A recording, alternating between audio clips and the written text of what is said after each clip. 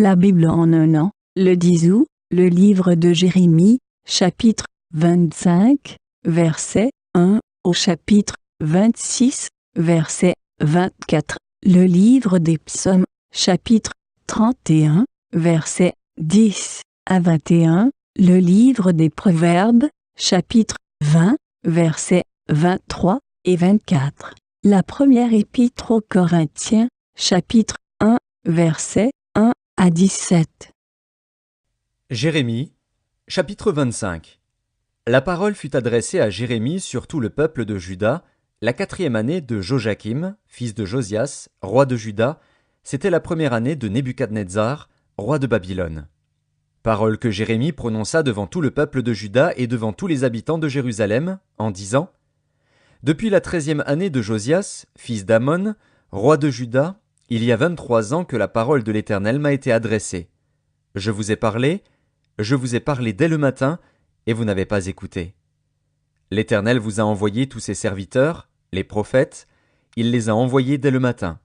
Et vous n'avez pas écouté, vous n'avez pas prêté l'oreille pour écouter.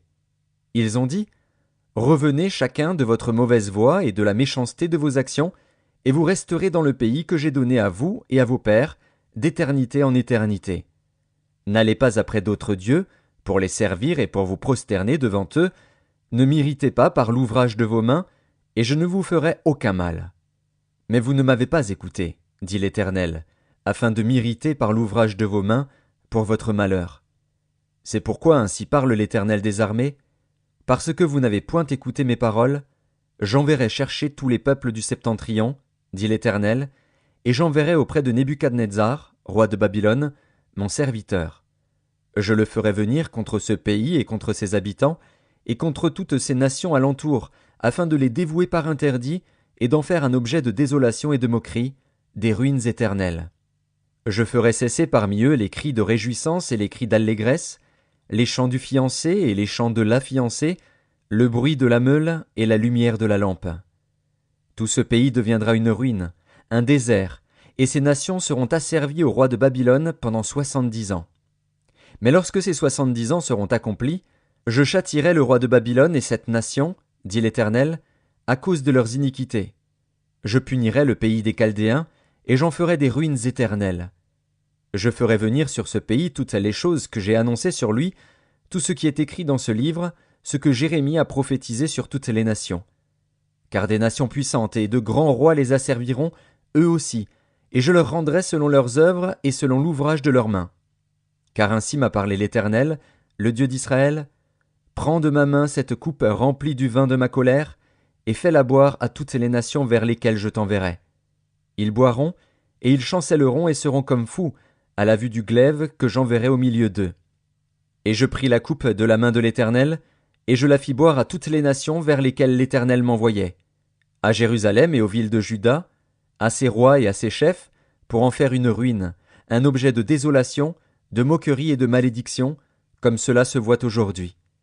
À Pharaon, roi d'Égypte, à ses serviteurs, à ses chefs, et à tout son peuple, à toute l'Arabie, à tous les rois du pays d'Utz, à tous les rois du pays des Philistins, à Ascalon, à Gaza, à Écron, et à ce qui reste d'Asdod, à Édom, à Moab, et aux enfants d'Ammon, à tous les rois de Tyr, à tous les rois de Sidon, et aux rois des îles qui sont au-delà de la mer, à Dédan, à Théma, à Buz, et à tous ceux qui se rasent les coins de la barbe, à tous les rois d'Arabie, et à tous les rois des Arabes qui habitent dans le désert, à tous les rois de Zimri, à tous les rois d'Élam, et à tous les rois de Médie, à tous les rois du septentrion, proches ou éloignés, aux uns et aux autres, et à tous les royaumes du monde qui sont sur la face de la terre. Et le roi de Sheshak boira après eux. Tu leur diras : Ainsi parle l'Éternel des armées, le Dieu d'Israël. Buvez, enivrez-vous, et vomissez, et tombez sans vous relever, à la vue du glaive que j'enverrai au milieu de vous. Et s'ils refusent de prendre de ta main la coupe pour boire, dis-leur : Ainsi parle l'Éternel des armées, vous boirez. Car voici, dans la ville sur laquelle mon nom est invoqué, je commence à faire du mal. Et vous, vous resteriez impunis ? Vous ne resterez pas impunis, car j'appellerai le glaive sur tous les habitants de la terre, dit l'Éternel des armées. Et toi, tu leur prophétiseras toutes ces choses, et tu leur diras, l'Éternel rugira d'en haut. De sa demeure sainte, il fera retentir sa voix. Il rugira contre le lieu de sa résidence, il poussera des cris, comme ceux qui foulent au pressoir, contre tous les habitants de la terre. Le bruit parvient jusqu'à l'extrémité de la terre. Car l'Éternel est en dispute avec les nations, il entre en jugement contre toute chair. Il livre les méchants au glaive, dit l'Éternel. Ainsi parle l'Éternel des armées. Voici, la calamité va de nation en nation, et une grande tempête s'élève des extrémités de la terre. Ceux que tuera l'Éternel en ce jour seront étendus d'un bout à l'autre de la terre. Ils ne seront ni pleurés, ni recueillis, ni enterrés, ils seront comme du fumier sur la terre.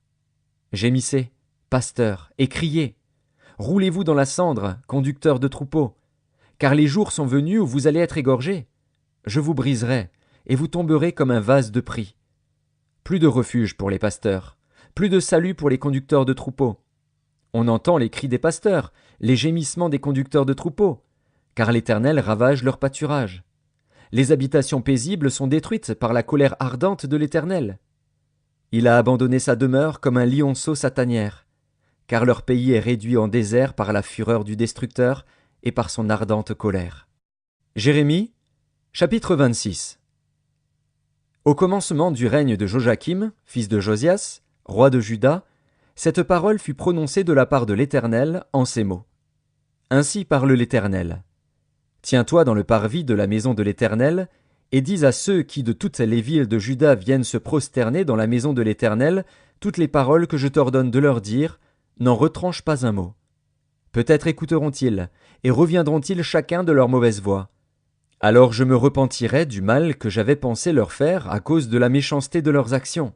Tu leur diras, ainsi parle l'Éternel.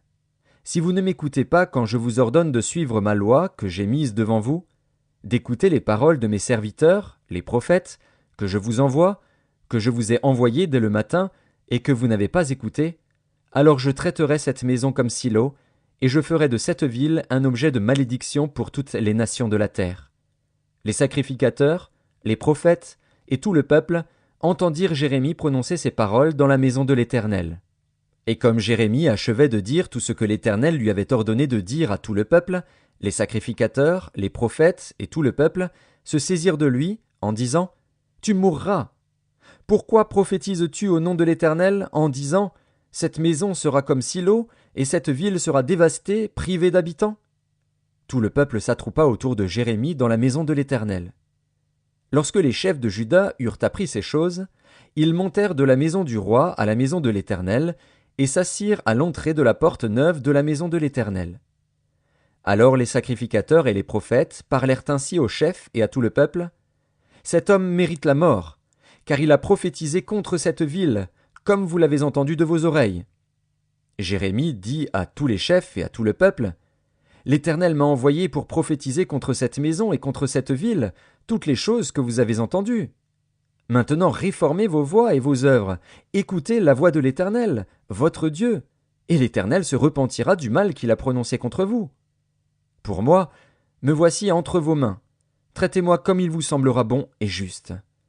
Seulement sachez que, si vous me faites mourir, vous vous chargez du sang innocent, vous, cette ville et ses habitants, car l'Éternel m'a véritablement envoyé vers vous pour prononcer à vos oreilles toutes ces paroles. » Les chefs et tout le peuple dirent aux sacrificateurs et aux prophètes, « Cet homme ne mérite point la mort, car c'est au nom de l'Éternel, notre Dieu, qu'il nous a parlé. » Et quelques-uns des anciens du pays se levèrent et dirent à toute l'assemblée du peuple, « Michée, de Moréchet, prophétisait du temps d'Ézéchias, roi de Juda, et il disait à tout le peuple de Juda, « Ainsi parle l'Éternel des armées.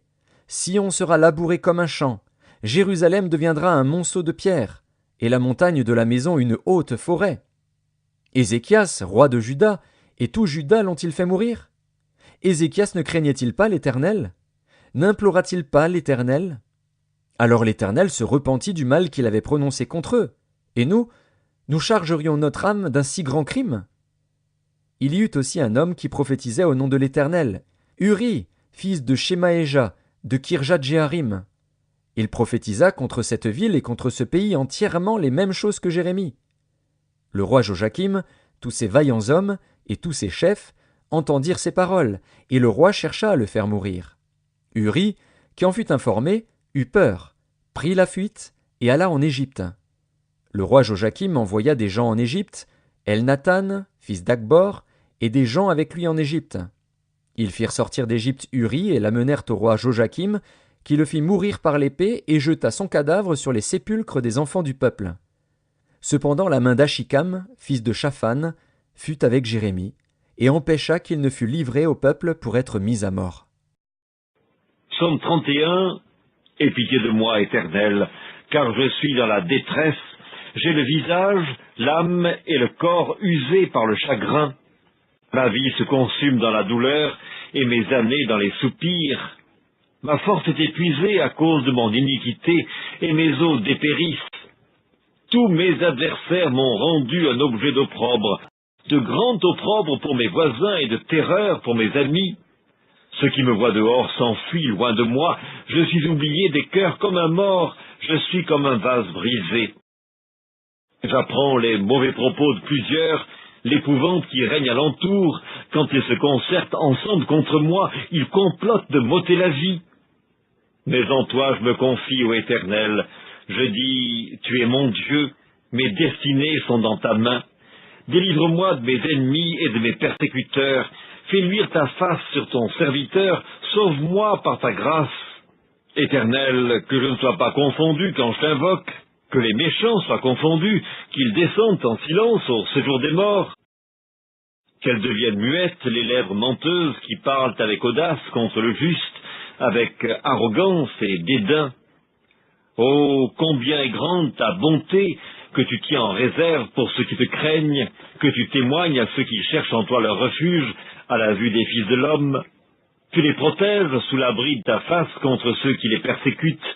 Tu les protèges dans ta tente contre les langues qui les attaquent. Livre des Proverbes, chapitre 20. L'Éternel a en horreur deux sortes de poids, et la balance fausse n'est pas une chose bonne. C'est l'Éternel qui dirige les pas de l'homme, mais l'homme peut-il comprendre sa voie? Premier épître de Paul aux Corinthiens, chapitre 1. Paul, appelé à être apôtre de Jésus-Christ, par la volonté de Dieu, et le frère Sosthène, à l'Église de Dieu qui est à Corinthe, et à ceux qui ont été sanctifiés en Jésus-Christ, appelés à être saints, et à tous ceux qui invoquent en quelque lieu que ce soit le nom de notre Seigneur Jésus-Christ, leur Seigneur et le nôtre. Que la grâce et la paix vous soient données de la part de Dieu notre Père et du Seigneur Jésus-Christ.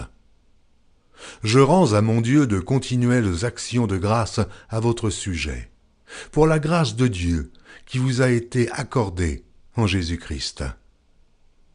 Car en lui vous avez été comblés de toutes les richesses qui concernent la parole et la connaissance, le témoignage de Christ ayant été solidement établi parmi vous, de sorte qu'il ne vous manque aucun don, dans l'attente où vous êtes de la manifestation de notre Seigneur Jésus-Christ.